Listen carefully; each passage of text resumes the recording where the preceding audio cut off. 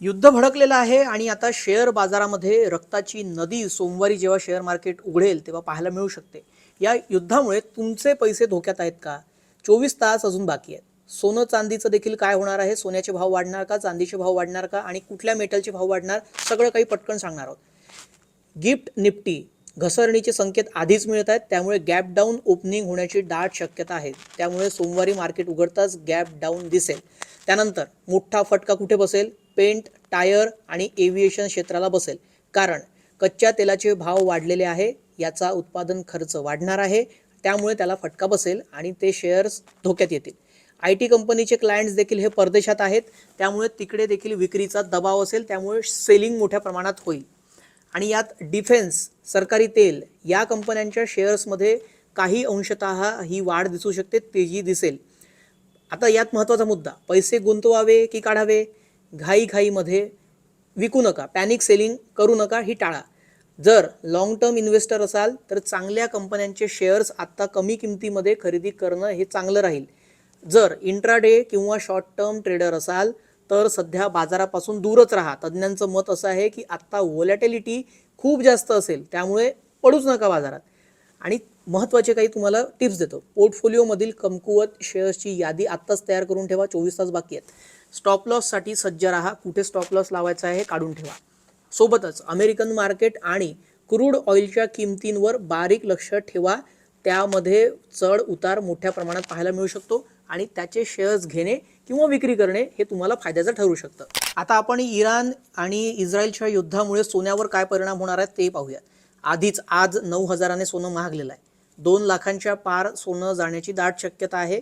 जेव्हा जेव्हा युद्धाचे ढग दाटतात तेव्हा सर्वात सुरक्षित आश्रयस्थान गुंतवणूकदारांसाठी ठरतं ते म्हणजे सोनं.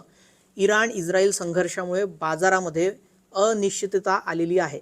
फक्त सोनंच नाही तर चांदीमध्ये देखील उसळी पाहायला मिळणार आहे आणि प्रचंड उसळी पाहायला मिळणार.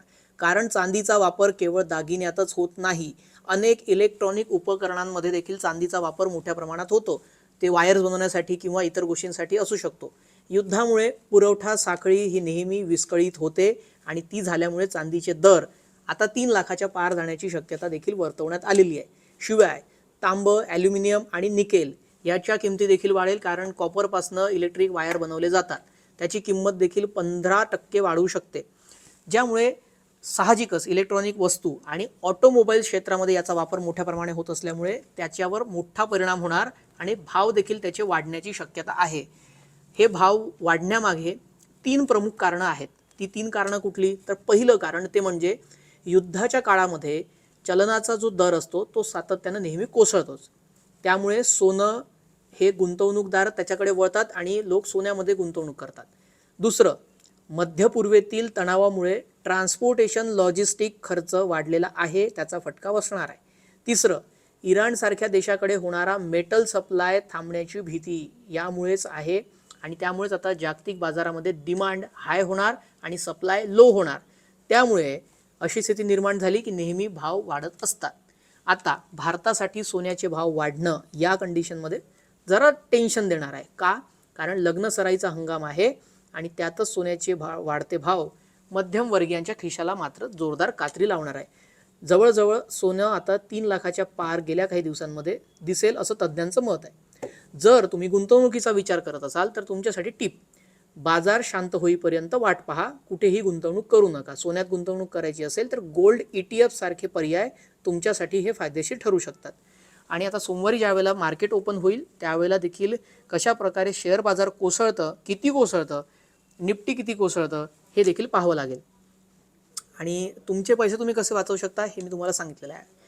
तुम्हाला याबद्दल माहिती कशी वाटली आणि तुम्ही कशा प्रकारे तुमचे पैसे सुरक्षित करणार आहात, तुम्ही काही नियोजन केलेलं असेल तर ते देखील कमेंटमध्ये नक्की सांगा. आणि तुम्हाला काही सुचवायचं असेल इतरांना ते देखील कमेंटमध्ये नक्की सांगा.